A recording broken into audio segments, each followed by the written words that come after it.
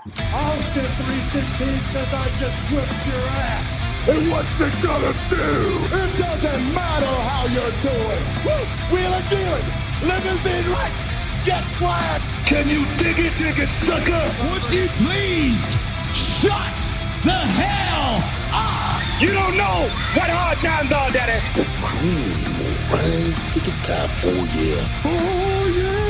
Look at the human rumble. What up, what up? Welcome to episode 132 of Keep The Kayfabe. I'm Mike, sitting here with my boys, or should I say boy, ready to talk some wrestling. So, we're coming off a really busy week with Keep The Kayfabe, being at Crusher Fest. I've had my candle business going crazy. Steve's traveling. Charlie's got underwear modeling gigs to fill. I think Gary is actually in auditioning for American Idol. So it's just me and Matt tonight, and we're calling this show High Spots. So we're just coming off of Forbidden Door. We both watched it. We thought it was a great show, but I don't think either of us have enough in the tank to talk about it tonight. So what we're going to do is we're going to talk man to man about our favorite rivalries that influenced us as wrestling enthusiasts to this day, since me and Matt are in a similar age. So we didn't really say who we were going to have. We just came up with the topic probably 15 minutes ago, and we're going to have a little fun tonight on High Spots.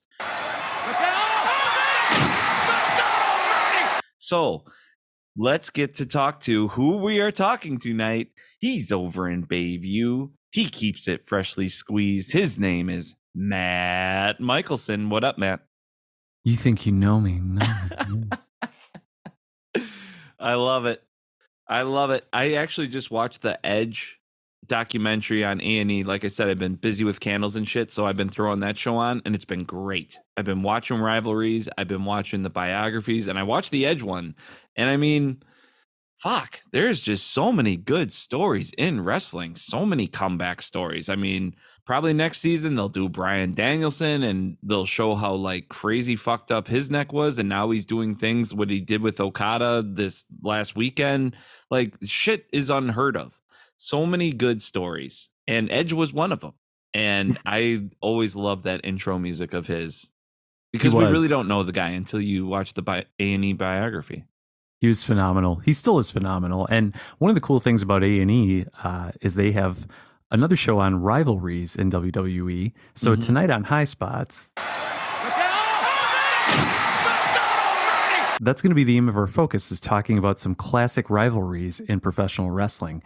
It's going to be really interesting. We're going to talk about different eras, tag teams versus singles rivalries, different promotions, WWE, AEW, NXT even, maybe. We'll see. But yeah, it's going to be a fun show. Absolutely. Can't wait, Matt. So let's get things started. I will go first. One of my rivalries that basically I would not be sitting in this chair today in front of a computer with a person like Matt tonight. If this rivalry never existed, I don't know if I would have stuck with wrestling, because when it did happen, I was hooked and I'm forever a wrestling fan. It made me believe. It was Bret the Hitman Hart versus Shawn Michaels. And Shawn Michaels, the sexy boy that he is my favorite wrestler. I mean, I poke some fun at him now because of just the way he looks. I mean, that's kind of bad. We should probably cut back on that and give the guy some respect, because he was the fucking man back then. I mean, he was untouchable. I mean, we're not going to focus on the man. Don't come at us about the man that they are. Let's just focus on the work that they did at the time tonight too. I think that's really important, because this rivalry was just so awesome. And I mean, I'm talking about all the lead up and everything to WrestleMania. Was it 11 or 12 when they had the Iron Man match? I honestly could not tell you. I feel like I second guess myself on this. This all the is time. where we need Gary and Steve. Yeah, Gary's pretty helpful. I think WrestleMania 10 was when Shawn Michaels fought Razor Ramon in the ladder match. So that's out. And I want to say Bret and Shawn, that rivalry came after that. So I want to say WrestleMania 12, could be 11, but let's go with 12. All right. Either way. So this was like an amazing story. Jose Lothario, the manager for Shawn Michaels, and the buildup and the vignettes all about it. I was all about. They were like Rocky training to fight Drago in Rocky 4. Like people were talking about this, and that Iron Man match, if you watch it today, it holds up. I mean, it's not anything to fuck with. Sequence after sequence has nonstop entertainment. It holds up. I mean, it's not anything to fuck with. Sequence after sequence has nonstop entertainment. It definitely holds up today. When I first subscribed to WWE Network, I keep in mind I hadn't seen a lot of now what's like modern indie wrestling where everybody's going lightning fast and you just see these incredible spots you've never seen before. So, I went in a little bit blown away by everything, but the Iron Man match with Brett and Shawn, you're absolutely right. It still holds up. I think for me, what really stood out about the match was the first, 10 minutes where they're doing amateur chain wrestling, which I didn't even know Shawn Michaels could do. I mean, as a kid, 5, 6, maybe 7 years old at the most, I'm seeing Shawn Michaels out there just flexing with fireworks going off. He's doing drop kicks, super kicks, all this kind of stuff. So to see the wrestling side of him come out was really cool. And it's just it just showed off the skill sets of both wrestlers, right? Because Bret Hart's known for being this incredible technician. Shawn maybe wasn't at the time. He definitely had great matches, but I don't think it was anywhere near this kind of style. So these two together in this match, it was incredible. And I know MJF, these days is always raving about how he had the best Iron Man match of all time. That's saying something. I mean, he's up there with some pretty sweet company. So yeah. I mean, we're kind of young. I was born in 84. Matt, you were born in 85, right? Yeah, that's right. So, but this was the first Iron match that I could remember. So anything that happened before that, I didn't really know about. This is what like set the pace for me personally. And I thought it was the coolest thing. Shawn Michaels, his wardrobe, his look, the way he performed, the way he entertained, his promos, everything. I was like obsessed. And I have no reason to really hate Bret Hart. I only hated him because he was going up against my favorite guy. Because for a lot of people, Bret Hart is like their favorite person, and rightfully so. I mean, his body of work is off the charts, and all the accolades that he's received are so well deserved from the family he's come from, and all the accomplishments, how he's performed under. He's got a crazy ass story. I mean, we can get into that for a whole nother show. Maybe Gary can do a deep dive on Bret Hart. I'm sure he'd have a ball doing that because, this was one that I thought I would mention right up top. So don't let me hog it here for my leadoff rivalry. Let's send it over to Matt and see what his leadoff rivalry is. Well, I have quite a few to choose from. Before I tell you what my leadoff rivalry is, I just want to say it's so funny what you say about Bret Hart not being your guy because he wasn't Shawn Michaels. Because my guy was Bret Hart, and I hated Shawn Michaels because he wasn't Bret Hart. And it's just funny now thinking about how divided everyone is on which guy was your guy. Because when they were in the ring, you could see the real life expression and tension between them, and you either liked the like baby face that was an incredible technician and had the cool sunglasses, or you loved the heel who was just cocky sexy boy. He's not your boy toy though, just keep that in mind. And no, none of them would be who they are today without the other one. So that's why I could never hate you, Matt, for loving Bret Hart. You either you pick a side and just enjoy the action. And that's the beauty of wrestling. All the violence that occurs in actually real life sports or like football, like SEC football. I mean, those people legit throw batteries at one another because they're so loyal to their team and their quality of life depends on like how good the sports team is. This is just wrestling. Pick your side and let's just have fun, because the better that we both do, the more fun we're going to have. And that's why I love wrestling. It's great. You get to participate. That is 100% true. And it's so funny you say that because when we talk about Shawn Michaels and specifically him, it makes me think of NXT because for a lot of our listeners, if you're not aware, Shawn Michaels is one of the lead producers, bookers, guys who runs NXT nowadays. And before he took over NXT, or I shouldn't say took over, but started becoming a part of NXT, there were a couple of wrestlers who, under the tutelage of Triple H, got into the business, got into NXT, and had one of the best rivalries I've can recall in recent memory. It was Tommaso Ciampa and Johnny Gargano. So this rivalry started, I want to say it was around 2017, 2018. There was two matches for sure that stand out in my memory. The first one was, prior to the matches, these two are part of a tag team. Tommaso Ciampa out of nowhere turns on Johnny Gargano, takes a year off because he's injured immediately after. Well, NXT made the best of it because in the meantime, they start building Johnny Gargano as this underdog who just is doing everything he possibly can to win. And then he starts to win eventually. And you're still with him. You're still on this journey. And Tommaso Ciampa returns. And it's the match that everybody's been waiting like a year for. And so that match happens, but it's not enough. And then we have Tommaso Ciampa versus Johnny Gargano 2 at NXT TakeOver Chicago, which Mike and I were fortunate enough to attend in person. Seriously, one of the coolest, most fun street fight matches I've ever witnessed, especially in real life.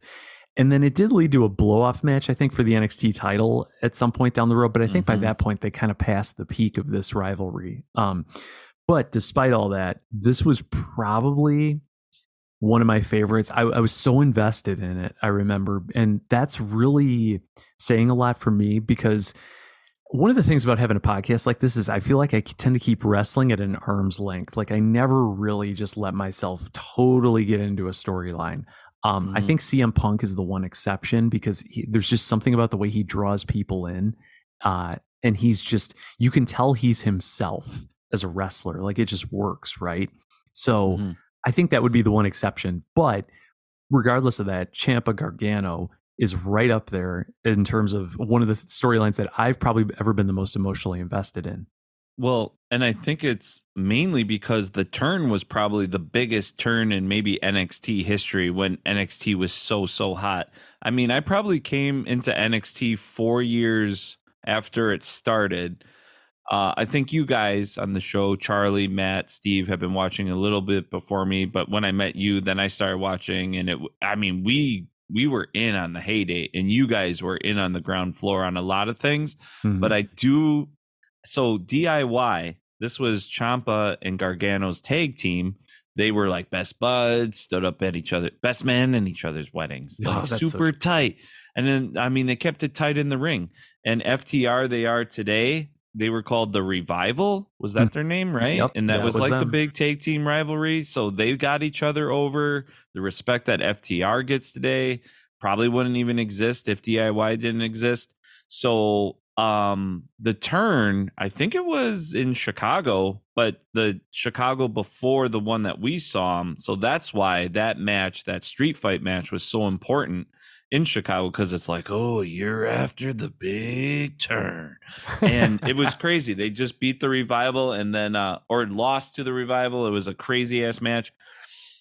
Ciampa, takes Gargano's head. You can even see him mouth some words right before he does it. They're like, all right, here we go. Yeah. And then he just rams his head into the LED boards, and then I think puts him through a table off the ramp. People are like, what the fuck? I just bought this DIY t-shirt and now you're breaking up.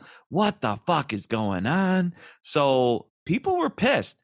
It was probably, I don't know, I can't remember a bigger turn in NXT history. So yeah, that did set up the rivalry. Like you said, Matt, it was like a 2-year thing, maybe 2.5.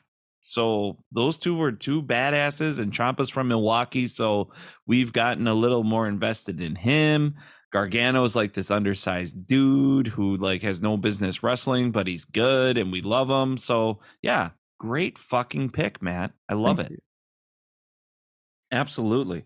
So I don't really have an NXT one, and there was an NXT is actually a really good promotion in its heyday to wade in as far as rivalries go, because it's those rivalries that get them over into the big leagues. So they're both so dependent on one another. I mean, the rivalry, I'll just go, this wasn't written down on my sheet.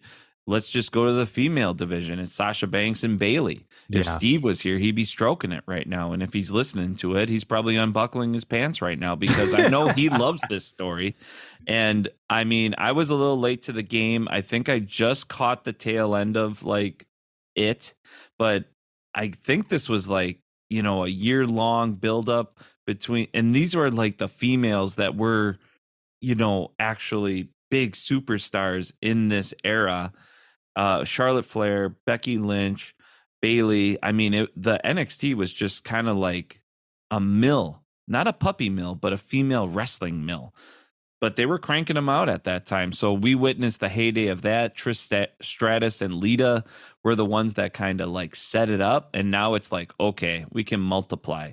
There was 2 great icons. Now let's get 4 up there.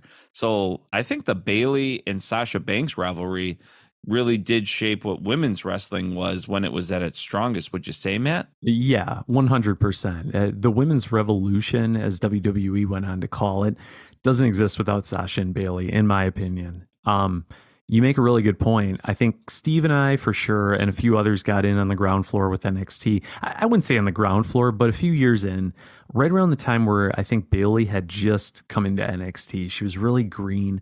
Sasha was, I would say you could tell she was getting bigger, but she still wasn't great. And I remember, I think it was like sometime around 2014. I had a coworker at the time who was really into NXT. So we would talk about it at work. And I come into work one day and I remember him saying, "Hey, did you see the women's match last night?" And I had, and it was actually Becky Lynch versus Sasha Banks. And it was by far the best match on the show. And up until that match, I don't think I'd ever said that or seen that on a show before. So it was really weird, but like in an awesome way. And so we talked about it for a while. And then that got me that much more invested in NXT because I'm like, oh my gosh, like if the women's matches are this good, like I'll watch this all the time because why wouldn't you? And so eventually Bailey comes in, green, gets better and better. She gets into this beef with Sasha, and it was basically just Sasha's a bully. It was just kind of picking on her. And Bailey, try as she may, couldn't really fight back because you could tell she was getting better, but she still wasn't at the level where she could beat Sasha Banks. And it all culminates at, I think it was NXT TakeOver Brooklyn when Bailey versus Sasha happened in like 2015. That match, I mean, even now, it's a great match. You can watch it back. It holds up. Like the moves are basic, but the crowd is so hot and into it. And you can just tell based on every move, the gravity of the situation and how big of a rivalry this actually is. And then, all that being said, Bailey then goes on and wins the match. I mean, the pop at the end, the whole thing was just perfect in terms of timing. They knew exactly how fans felt about both wrestlers. They didn't push it. It just happened to fall into place at the right time. And that is very rare in wrestling nowadays. Word. And I think WWE fans in the WWE era, they were the most fun in NXT when it was the strongest, because now that it's 2.0, I mean, it's so far from what it was. You felt like you were a part of something when you were an NXT fan and you went to the small shows like here in Turner Hall where it sat like maybe 400 people, 300, something like that. And, you would buy the t-shirt of like someone who wasn't a big star, but you like were hoping they would be, or like whatever was in your eye that you spied about that wrestler, you wanted to support them. It was a beautiful thing. It was a beautiful time. And those ladies today, I mean, they will be in the Hall of Fame. All of those ladies will be in the Hall of Fame for sure. I mean, say what you will about the Hall of Fame itself, but they will be honored, and they came from that place, and they both were so codependent on each other. So very important rivalry there. Matt, are you taking us out of NXT and taking us into another federation right now, or what do you think? Yeah, it's like you're reading my piece of paper virtually here as we talk. So yeah, to jump again to another modern rivalry, and a lot of these I realize are going to be a little more close to the present. Mike and I were talking about this before we started recording. There's a million great rivalries out there, and there's no way we could cover them all tonight.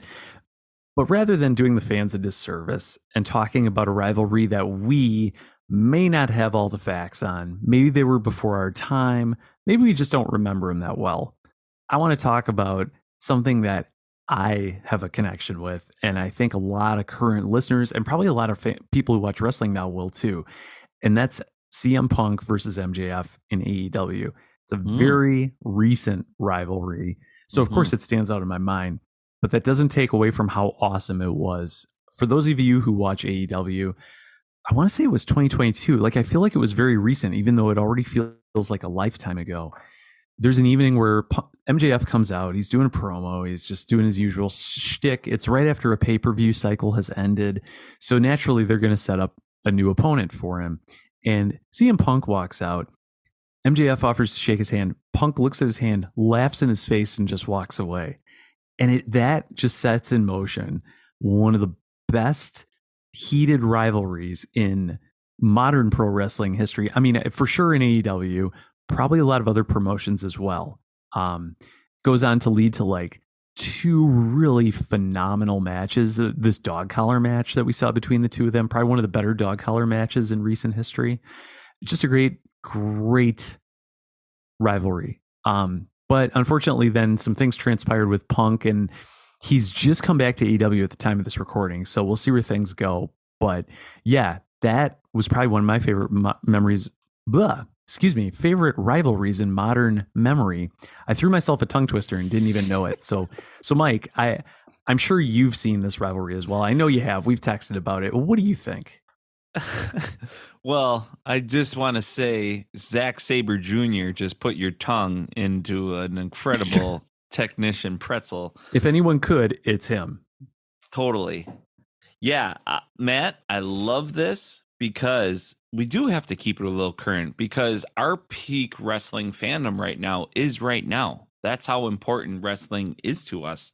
And CM Punk and MJF, okay, these are two of the best shit talkers in the game. CM Punk being the first to basically do it on this level. We haven't seen anything close to MJF. Let's just be honest. Nobody fucking does it better than this guy. And he's still so young. So you can't even pump his tire and put him over as much as you should, because the guy is accomplishing things at such a rate for his age that it's incredible. He's kind of, let's not get ahead of ourselves. I don't want to call him a prodigy or a Mozart because again, it's just so hard because he's so young, but he is must-see TV. Should we feel like this in the modern day era? Because we've seen so many good people do it before us. It's like, oh, well, MJF isn't like, superstar Billy Graham or Dusty Rhodes or Hulk Hogan or Stone Cold Steve Austin. But I don't know. He's kind of doing things right now. And now he's paired up with a guy that people stroke it to. And I've talked about this on the show before. I'm not a CM Punk guy. I just appreciate how much he makes other fans happy in wrestling. So that's fine. But I love MJF. So when those two go at it together, it's a beautiful thing. It isn't anything that any other federation has right now as far as success. WWE doesn't have that kind of buzz. No. I mean, they kind of think they do maybe in Vince's demented kind of world, and WWE fans think there are, but there isn't that genuine. This feels close to the indies because CM Punk came from the indies. MJF came up on the ground floor with AEW, which is, it's mainstream, but it's still indie to the respect of the fans, I would say. Even though it's on a streamed network, it's big, they make a lot of money, they have a lot of financial backing, but out of the two most major federations in America, AEW and WWE, I would say AEW definitely does that for the fans. What they give us, what we want to see, and they've acquired CM Punk, and that rivalry basically kicked up the biggest drama in AEW's history too. Like people, Charlie and Steve, I was like, did you see the interview afterwards? Like, who talks about the interview after a main event on WWE? They don't even have them. Right. So, and then you're reading on Reddit, you're reading on Twitter, like, oh, is he going to be suspended? This gives you the same kind of feeling like Mike Tyson is going to be the referee for Stone Cold, and like, is he going to knock somebody out? Like, I better watch and see what the thing is. That's what you want to get in wrestling. Mm-hmm. And for Tony Khan being so like young and like new to the business, but a lifelong fan, he pressed the buttons. He got people talking, and like, look at them now. They sold out Wembley, and they're going to Toronto, and they doing Forbidden Door. They started in Chicago. Like, he started, like, it's a humble beginning, but seriously, take a step back and look where they are right now. Mm-hmm. And it's the buttons and the booking that he's been pressing that I think a lot of other people want to be a part of. And this rivalry definitely defines that for sure. Great call, Matt. Thank you. Yeah, you nailed it, man. Like, I think about, so a few weeks ago, we had the chance to talk with Greg the Hammer Valentine, one of our guests. For those of our new listeners, welcome. Go back and listen to that episode. It's pretty awesome. But one of the things Greg talks about is you can't keep anything quiet nowadays because of cell phones. And he's absolutely right.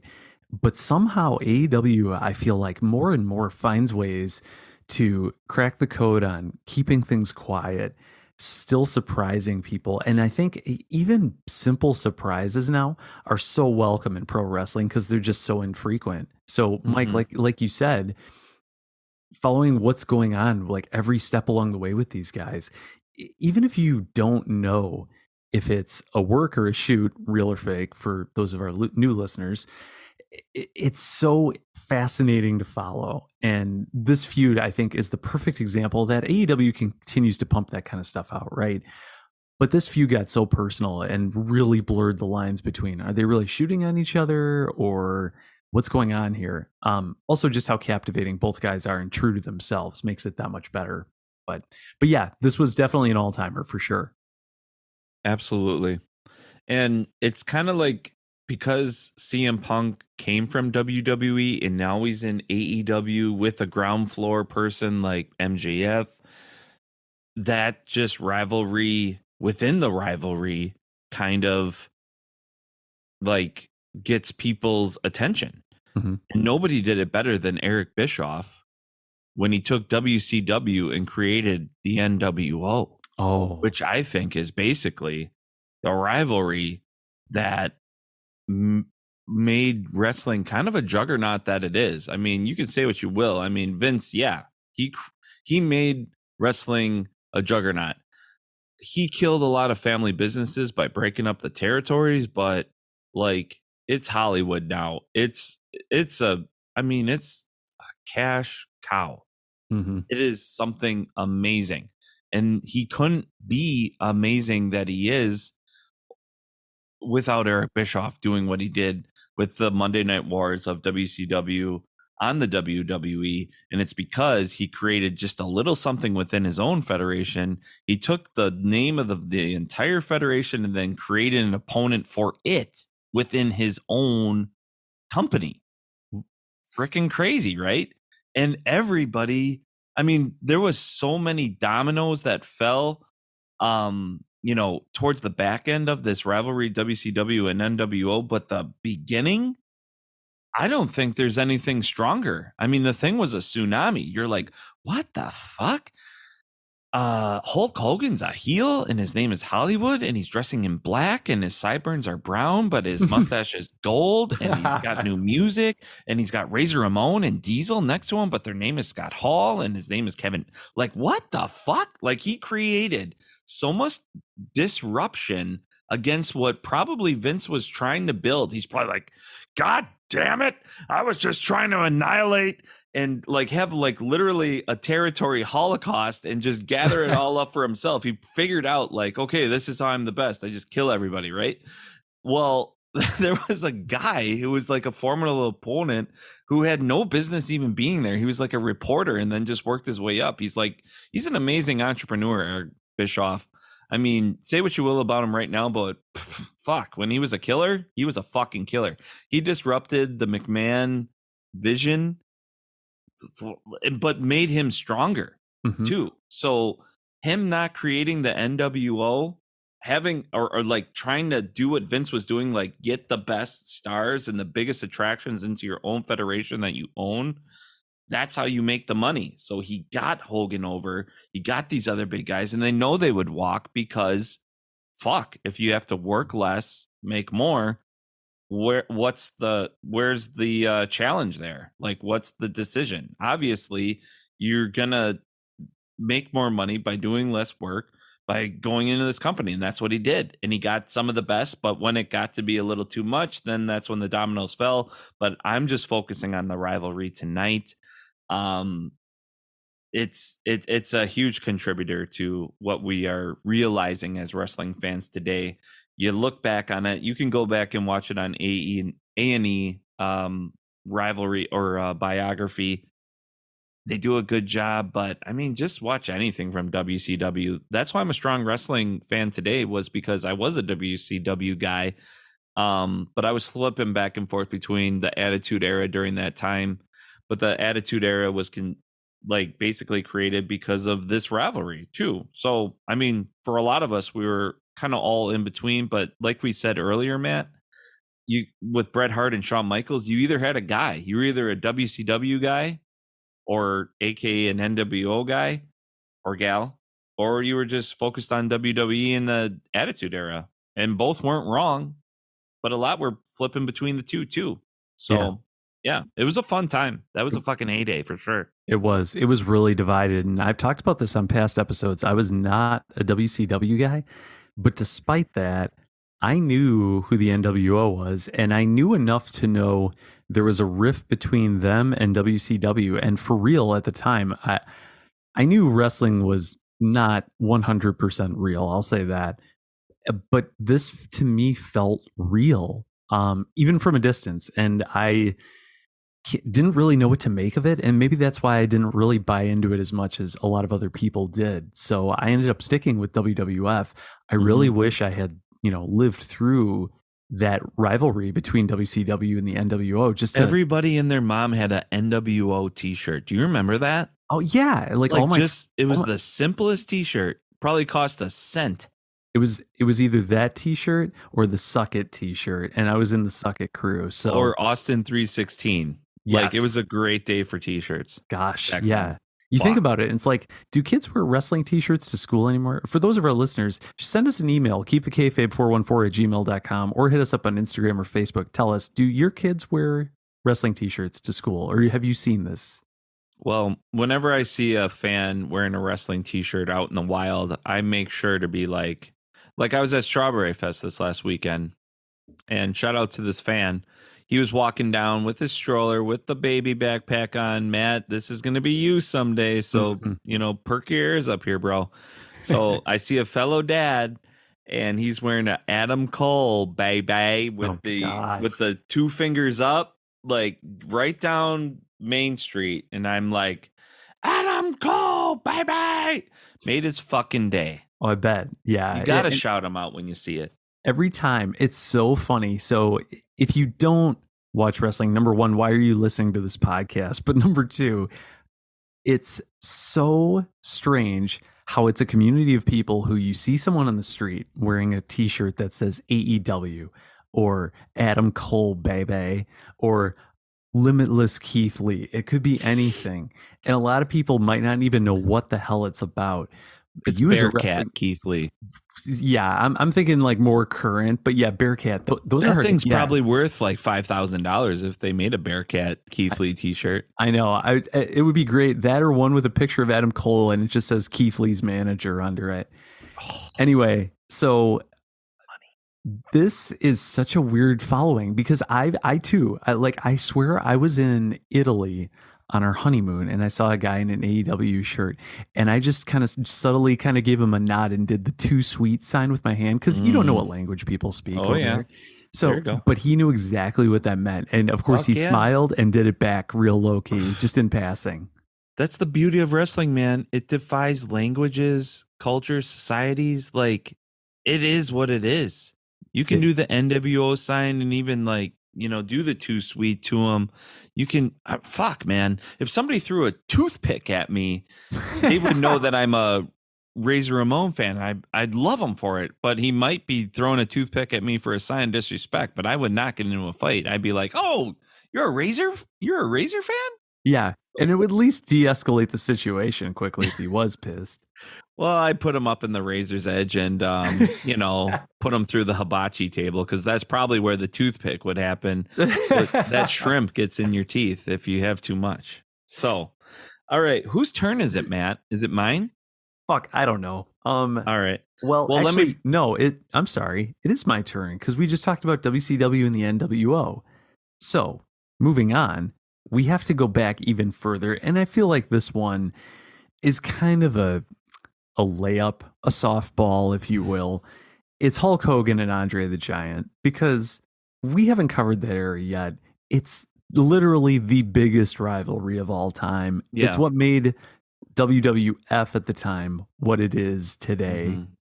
It's so much. And it's funny because it was only several months, I would say, of build. And Andre turns heel. Bobby Heenan's his manager. He kind of goads Hulk Hogan into a match at WrestleMania.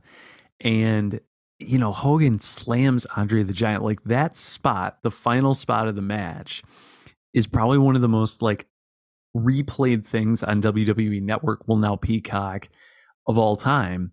Every time WWE has a show, if you watch kind of the intro where they have all these clips from the past and years gone by, that is one of the clips every time. So it has to be mentioned. It was interesting seeing Andre as a heel for the first time. He'd been a babyface since, whenever he started wrestling, like in the early 70s, I want to say.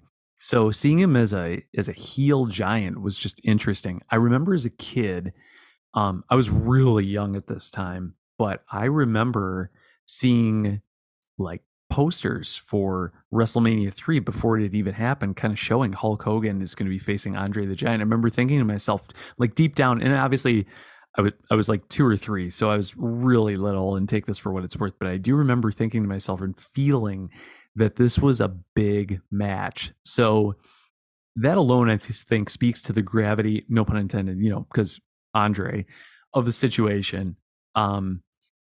It was just a great rivalry. You can't go on without mentioning it. Absolutely. Because if we didn't mention it, there'd be a lot of our loyal listeners that have been through us or been with Keep the Kayfabe from the start.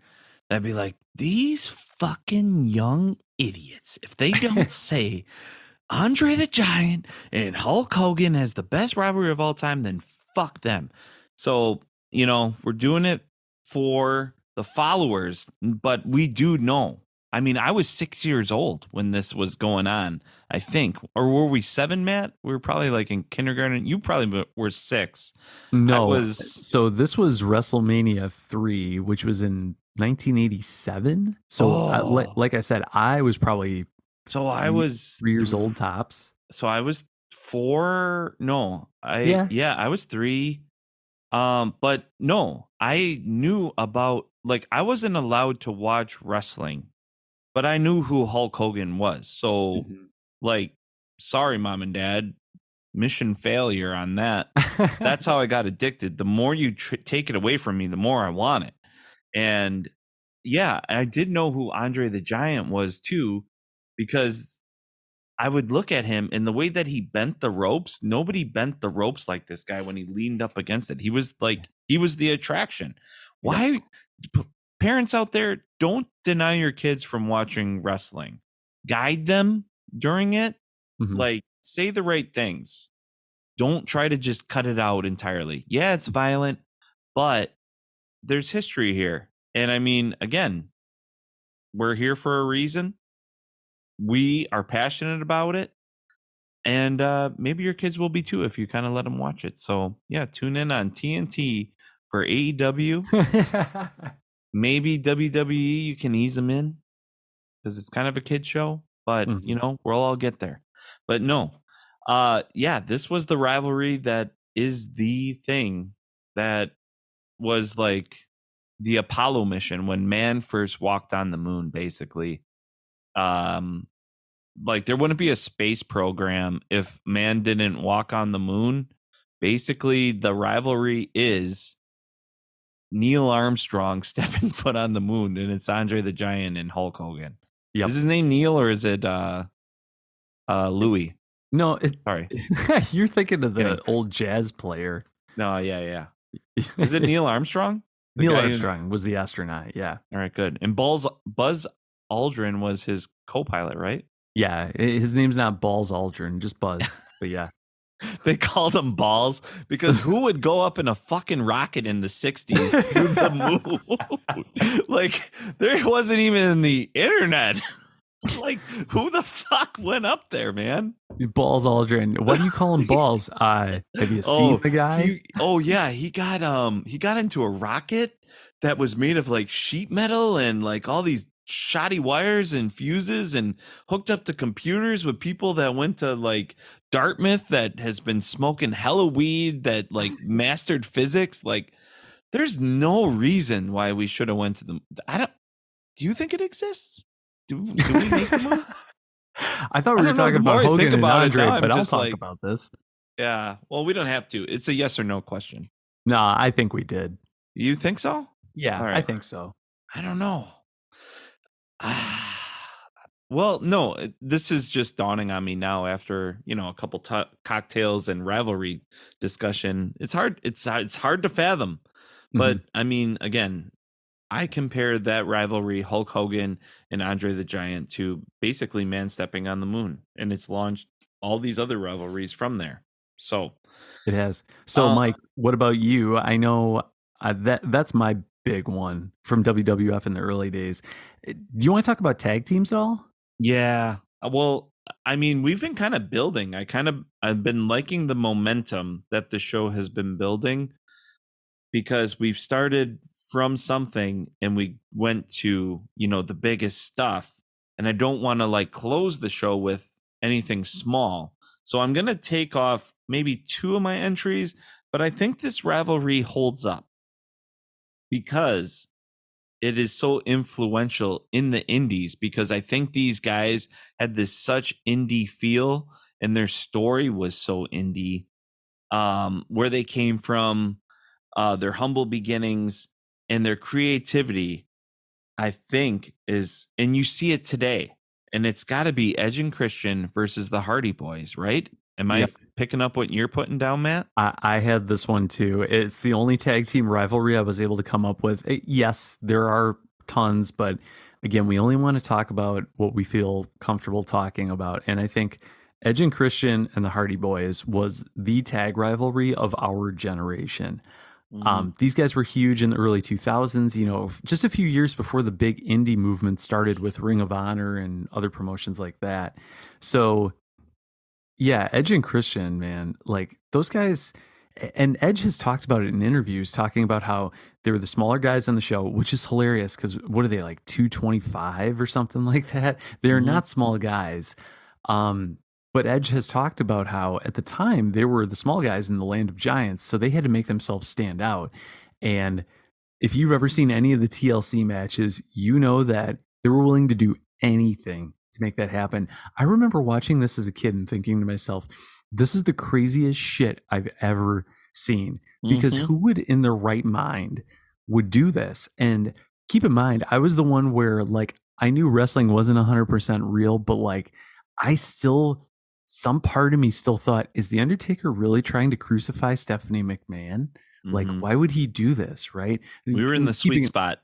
Yes, there was a sweet spot where they definitely had me. But these TLC matches, dude, it was more like, no, that's fucking dumb. You can't fake that. I mean, those are hard objects going up against men's small layers of flesh protecting bones. Like the sounds that the ladders were making and the tables that they were breaking, like, you can't fake that when they say, it's still real to me, man. I mean, he was probably an Edge and Christian versus Hardy Boys rivalry big fanatic. So shout out to him. It's so funny because watch it when you mention the sound of the tables breaking and the ladders and all these different things. It's what's crazy is you watch a match like that nowadays. So in like the current era, this happens pretty frequently actually, where there will be ladders, tables, chairs, whatever in a match. And despite that, you'll see the ladders break almost every time. And you can tell they've been pre-cut kind of to break because they want the dramatic effect. Back in the day when these guys were doing TLC matches, and I'm not saying it was right or wrong, but man, you could tell they were really bumping off of legit, like, hey, what's that ladder doing over there? One of our tech crew is using it.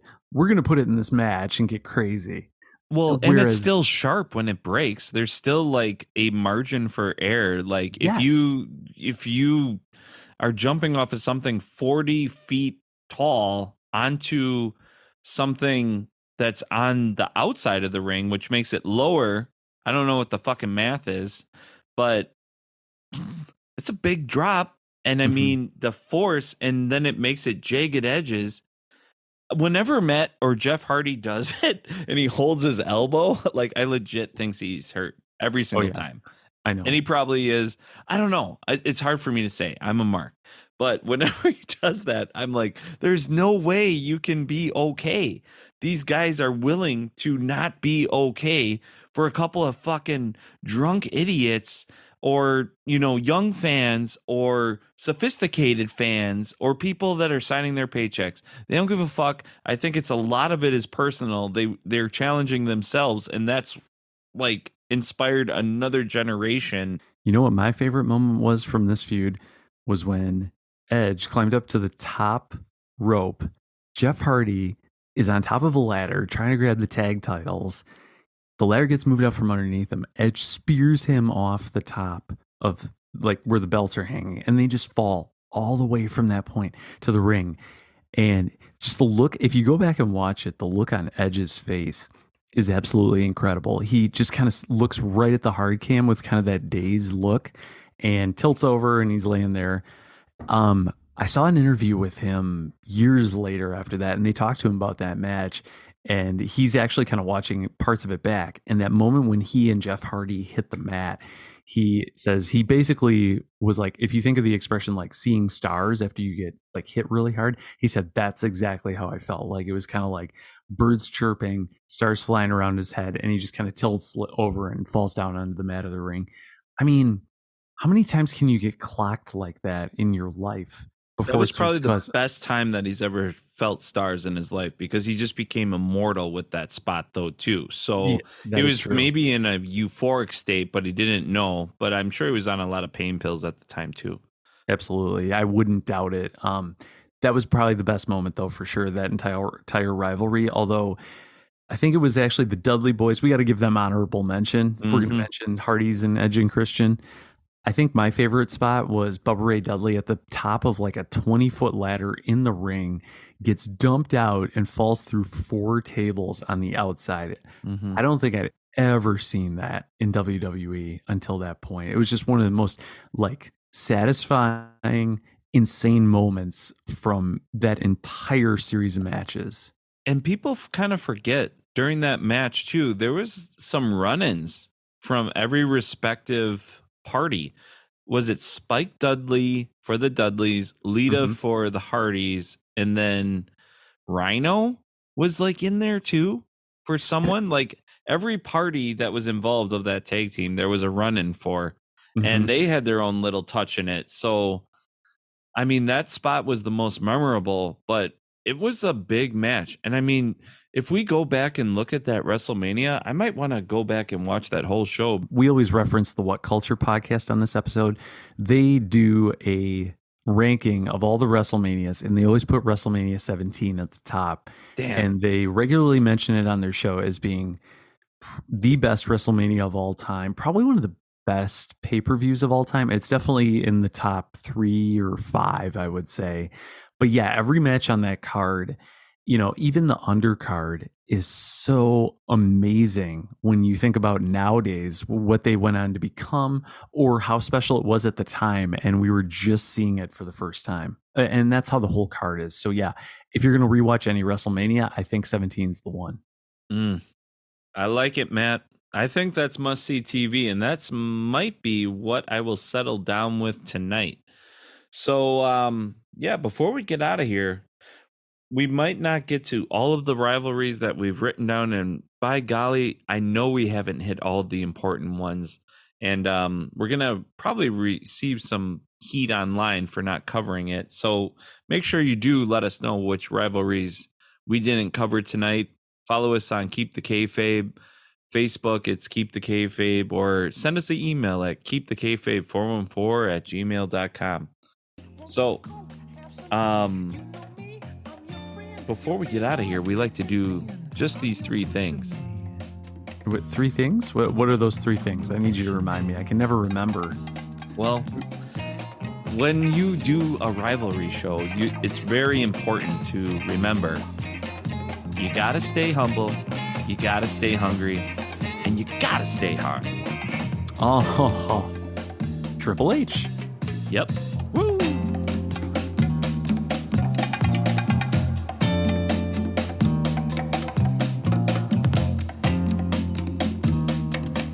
Ain't I clean, bad machine, super cool, super mean. This is such good shit.